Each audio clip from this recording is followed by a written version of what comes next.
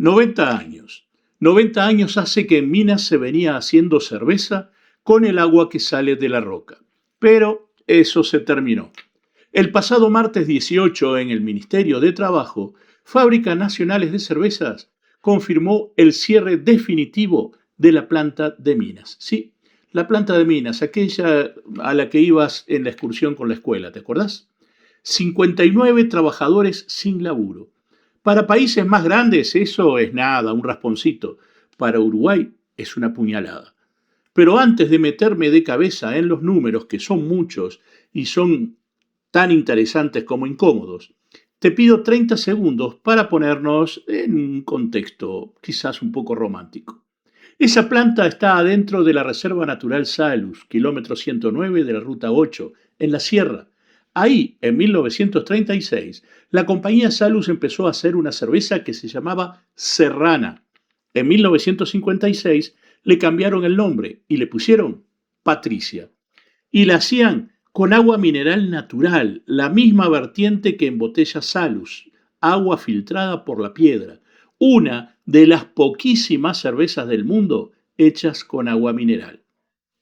Eso no era simple publicidad, estaba en la napa. Ahora todo se produce en Montevideo. Y yo pregunto en serio, ¿con qué agua? Porque en Montevideo no hay sierra, hay OCE. Ojo, no estoy afirmando nada, la empresa no dijo una palabra sobre el agua. En una de esas tienen pensado traer camiones tanque con agua desde Minas, yo qué sé. No me parece muy práctico, pero bueno, quién sabe. La empresa sí anunció 14 millones de dólares para una línea de latas y habló de nuevas propuestas de envase. Del agua, silencio. 14 millones en la lata, cero en lo que va adentro. Bueno, hasta acá la parte emotiva, como te dije, la parte romántica. Ahora vamos a lo que importa y para lo que te estoy pidiendo la atención y que es por lo que llegamos hasta acá. Porque esto no fue un accidente, fue una construcción de 20 años y hubo albañiles de todos los partidos. Vamos a enumerarlo. 1. El impuesto que castiga a la cerveza barata. Te pongo en contexto y presta atención porque esto casi nadie lo explica. La cerveza paga IMESI, pero el IMESI a la cerveza no se cobra solo sobre lo que vos pagás en el almacén. Se cobra sobre un monto fijo por litro que el Poder Ejecutivo fija por decreto. En el 2025 estaba en 95 pesos el litro. ¿Qué quiere decir eso en criollo? Que el Estado te cobra el impuesto sobre lo que él dice que vale tu cerveza, no sobre lo que vos la vendés. Y acá está la trampa. Si tu cerveza es cara, el impuesto pesa poco. Si tu cerveza es barata, la de litro, la del laburante, la Pilsen, la Patricia, la norteña, el impuesto te come vivo. Y esto no lo digo yo, ¿eh? Lo dijo la empresa con nombre y apellido. El gerente de finanzas de Fábrica Nacional de Cervezas, en el semanario Búsqueda en 2022, en ese entonces el monto fijo era de 83 pesos con 56 y ellos vendían la norteña a 47, sí, a 47. La tasa que fija el decreto es 22%, la que terminaban pagando por ese mecanismo era 33%. ¿Y sabes cuánto es el promedio latinoamericano? 19,9%, casi un 20%. Uruguay al doble del promedio de la región. Ese número es de ellos, no mío, ¿eh? Es como si el peaje cobrara lo mismo a la moto que al camión. Adiviná, en ese caso, ¿quién dejaría antes de andar por la carretera? Y todavía falta algo peor. Había un contrapeso, un crédito fiscal por usar envase retornable de origen nacional. Hasta el 40% del impuesto. 3 pesos con 10 por litro, después 2,7. Era lo único del sistema que solo podía cobrar el que producía acá. Porque nadie importa cerveza en botella de vidrio uruguayo, lógicamente. En diciembre de 2020, un decreto lo ató a que se acreditara, y cito textual, la utilización efectiva de envases de origen nacional. Y aguantame por aquí, un segundo. Uruguay no fabrica botellas de vidrio. Cristalerías del Uruguay, la fábrica de toda la vida, cerró en 1999. Y este país estuvo 9 años sin fabricar una sola botella. En el 2008 se encendió un horno nuevo en el Cerro, en el Parque Tecnológico, en vidrio, una fábrica recuperada por sus trabajadores, con la estatal venezolana Benvidrio adentro, dueña de la mitad. Duró 11 años. En diciembre de 2019 se apagó, con una deuda de unos 50 millones de dólares. Ese fue el último horno en Uruguay. En marzo de 2024 lo remataron. Lo compró la propia Benvidrio, la venezolana, por $460.000. Y fíjate lo que pasó. Un empresario uruguayo que quería reabrir la planta ofreció 450.000. Perdió por tan solo $10.000. Y fue la justicia a pedir que anularan el remate. Seguro, era un empresario uruguayo para dejar el horno acá, y la otra era una empresa venezolana para llevarse el horno. Así que por ahora el horno sigue ahí parado, esperando que un juez decida. Y mientras tanto, el 64% de las botellas de vidrio que se llenan en Uruguay entran al país vacías, importadas. En resumen, insisto, no se producen botellas de vidrio en el Uruguay, pero igual le pusieron al beneficio una condición que ya nadie en Uruguay podría cumplir. Yo lo leo así y te lo digo como lectura mía, me hago responsable, no como si lo dijera el decreto. El beneficio quedó sin contenido y el impuesto agrandado que lo financiaba, ese monto por litro que en 2008 se subió justamente para pagar esa devolución, quedó ahí donde estaba. Le sacaron la compensación y le dejaron el impuesto. Eso no lo hizo el mercado, eso lo hizo el Estado uruguayo. Y ojo, antes de que alguien salga a hacer politiquería, a chillar, etc., el sistema lo montó el gobierno de Vázquez en diciembre de 2008. El recorte del crédito en 2017 lo propuso el diputado Eduardo Rubio, de Unidad Popular, y se votó en la Comisión de Hacienda por 17 votos en 18, prácticamente unanimidad, para financiar el Hospital de Clínicas. Y la condición imposible se firmó a fines de 2020 con el gobierno de la calle Pou. Todos metieron la mano y ninguno miró el conjunto. Ese es el punto. 2. El envase. La industria cervecera uruguaya se construyó sobre el litro retornable y el reparto puerta a puerta, hace añales, ¿verdad? Camión, cajón, canasta, casa por casa, y el consumidor se fue a la lata. Datos de la propia Fábrica Nacional de Cervezas nos dicen que el retornable era del 72% de sus ventas en 2017. En 2021 ya era el 54%. La lata individual, la del kiosco, esa, la de la playa, la que compras en la estación de servicio, la que te llevas de a una, esa no la hacían acá. Primero se fue la industria del vidrio, después se fue la cerveza, en ese orden, y no es casualidad. 3. Y acá viene lo que quiero que te grabes así, a fuego, para entender esto. Todos repiten que a Minas la mató la cerveza importada, y sabes que es verdad. Datos de la DGI en 2025 nos dicen que por primera vez en la historia la importada le ganó a la nacional.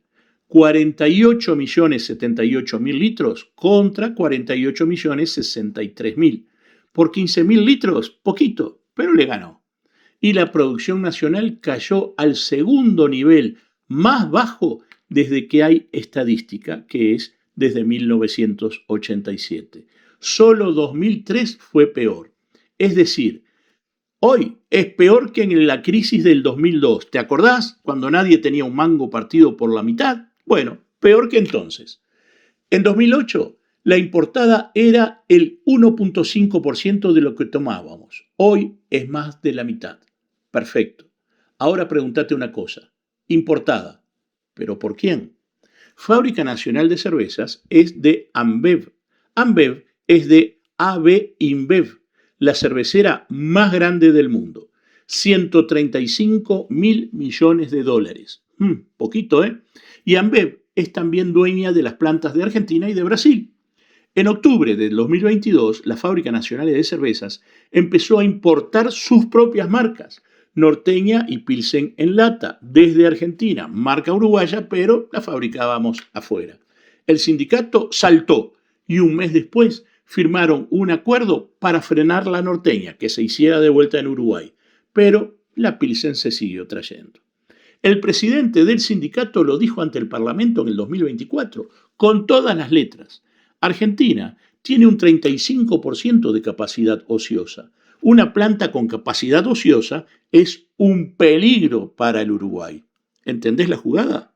Es como si el dueño de dos almacenes, el de la esquina y el de la otra cuadra, decidiera surtir a uno solo de los dos. Y después te sale a decir que el de la esquina cerró porque no pudo competir. ¿Competir con quién? Con él mismo. Y ahora mirá la secuencia completa porque es demoledora. Junio de 2024, primer anuncio de cierre. ¿Cuál fue el acuerdo que salvó la planta? No fue una rebaja de impuestos. La ministra Facio la había descartado. Dijo que la empresa venía con muy buenas ganancias. Fue esto, textual. La importación no podrá superar el 30% de la producción anual de la planta de Minas. Escúchame bien, la solución para salvar la fábrica fue pedirle a la empresa que no se importara tanto a sí misma. Lo ratificaron 1.000 trabajadores en asamblea. Septiembre de 2025, segundo capítulo. Acuerdan traer a Minas la producción de Brahma y Skol en lata, que venía de Brasil. La planta pasaba de 18.000 a 30.000 hectolitros por mes. El sindicato, por supuesto que lo festejó, trabajó todo el año, pero agosto de 2026 cerró. El acuerdo que iba a salvar la planta duró tan solo 11 meses. Esto no es una derrota competitiva, es una decisión de asignación. La casa matriz eligió dónde produce y Uruguay perdió. 4. Ahora seamos justos, que si no esto es un panfleto. ¿Uruguay es caro? Sí, claro que sí. Ceres lo midió. Frente a Brasil estamos 32% por encima de lo que fue nuestra relación normal en medio siglo. Ojo con cómo te lo estoy diciendo. No es que todo cueste 32% más que en Brasil. Es que nos desviamos nosotros 32% de nuestro propio promedio histórico. Y el propio ministro Odone lo admitió ante los diputados el mes pasado, en julio. Frente a Brasil estamos persistentemente caros, dijo Odone, y agregó que eso tiene una altísima probabilidad de persistir en el tiempo. La electricidad industrial nos cuesta más que a Brasil. En junio, $147 el megavatio contra 128, un 15% más caro. Aclaro, porque me gusta ser preciso, en industria no somos precisamente los más caros de la región. Solamente nos gana uno, Chile. Pero en tarifa residencial, sí. Ahí somos, sin duda, los más caros del Cono Sur. Pero tenemos el salario mínimo más alto del Mercosur, $630 contra 294 de Brasil. Pero ojo, no me hagan decir lo que ese dato no dice. En la industria uruguaya, seamos sinceros, casi nadie cobra el mínimo. Y el mínimo no incluye cargas sociales ni mide productividad. No existe ningún estudio público que compare el costo laboral industrial de Uruguay con el de Brasil. Ninguno. Y miren que lo busqué, ¿eh? Y hay otro dato que le complica la vida a todo el mundo. Entre 2010 y 2025, el núcleo industrial uruguayo, la manufactura sin refinería y sin celulosa, perdió el 27% de su empleo y el 30% de las horas trabajadas, con dólar alto y con dólar bajo, con gobiernos de un color y con gobiernos del otro. Y Exante, que es una consultora económica uruguaya privada que hace análisis y proyecciones macro y asesora a empresas, nos advierte que buena parte de eso es mundial: automatización, producción concentrada en pocas geografías. La productividad por ahora subió. Lo que no subió fue la producción. Así que el que te venda una sola causa te está vendiendo humo. Ahora, ¿Cuánto cuesta exactamente producir cerveza acá? Fábricas Nacionales de Cerveza dice que el doble que en Argentina o en Brasil. Lo puso en un comunicado hace unos días, el 8 de agosto. Pero ojo, dos cosas. Primero, nunca mostró el número. No hay desglose, no hay estudio, no hay auditoría. Es una afirmación de parte en plena negociación salarial, con un pedido de beneficios impositivos arriba de la mesa. Segundo, y esto es lo mejor, el mismo argumento lo usó el CEO de Fábricas Nacionales de Cerveza en 2022. 2 veces y algo más, dijo entonces, con un tipo de cambio completamente distinto. Así que, fíjate esto, cuando un número no se mueve nunca, aunque se mueva todo alrededor, no es un dato, es una posición negociadora. 5. El prontuario. Y ahora, porque la honestidad es lo que separa una opinión seria de un panfleto, tengo que contarte quién es la empresa que hoy pide auxilio. Fábricas Nacionales de Cerveza fue multada 3 veces por la Comisión de Defensa de la Competencia. En el 2013, por bloquear la entrada de Heineken, bonificando a los almacenes para que no la vendieran. 10 millones de unidades indexadas, $1.300.000 de multa. En el 2017, 15 millones de unidades indexadas, casi $2 millones, por acuerdos de exclusividad para tapar a la chilena CCU. Y en el 2022, esta no fue por denuncia de nadie, la comisión la investigó de oficio. 36 millones de unidades indexadas, casi $5 millones. La resolución dice textual que Fábricas Nacionales de Cervezas abusó de su posición dominante mediante la celebración de contratos de exclusividad con minoristas, con efecto de cierre anticompetitivo del mercado, perjudicando a los consumidores. 6.000 comercios atados, el 40% de su volumen de ventas, y en el criterio amplio del propio organismo, hasta 12.000 comercios y el 74%. 10, 15, 36 millones, ¿te das cuenta? La multa se triplicó, pero la conducta no paró. Tanto que en octubre de 2024 la Comisión tuvo que dictar otra resolución para fijar hasta dónde se puede pactar exclusividad en el mercado cervecero. Máximo 20% del volumen, máximo 2 años. Cuando tenía más del 90% del mercado, esta empresa no invirtió en prepararse para la lata, invirtió en que no entrara nadie. Y cuando entró la lata, no tenían ya ni con qué. 6. ¿Y el Estado? El Estado llegó siempre tarde y con la herramienta equivocada, como siempre. En el 2023, diputados votó una minuta pidiéndole al Ejecutivo que arreglara el impuesto. Una minuta, ojo, no obliga a nada, no pasó nada. En el 2024, escándalo, y el arreglo fue aquel pacto de caballeros del 30%. Y en junio de este año, el gobierno mandó al Parlamento la ley de competitividad, 240 artículos. No toca la tarifa eléctrica y no toca el costo laboral. Las dos cosas por las que la empresa dice que cerró. ¿Cómo se entiende? Y ahora, la diputada nacionalista por La Valleja, Adriana Peña, avisa que no votan ninguna baja del IMESI si la planta de minas no está incluida. Te lo traduzco al español. La fábrica se convirtió en moneda de cambio de una rendición de cuentas, con la gente ya adentro del seguro de paro. En unos pocos días, ahorita nomás, el 26 de agosto, se vuelven a sentar a negociar. Y si de esa mesa sale una rebaja de impuestos con minas ya cerrada, el Estado uruguayo va a haber pagado el rescate después del entierro. Ya lo advertía el economista Licandro en 2024. Esto tiene un olor al Uruguay de los vivos. Y no nos olvidemos de Paysandú. La maltería Simpay del mismo grupo está parada desde febrero. 100 trabajadores directos, 300 indirectos. El sindicato ya no dice suspensión, dice cierre encubierto. la misma empresa, el mismo año, 2 plantas del interior. Eso no es un problema de competitividad, es una retirada ordenada. Y para finalizar te dejo con esto. El agua va a seguir bajando de las sierras de Minas. Eso no lo cierra nadie ni lo decide ningún directorio en San Pablo.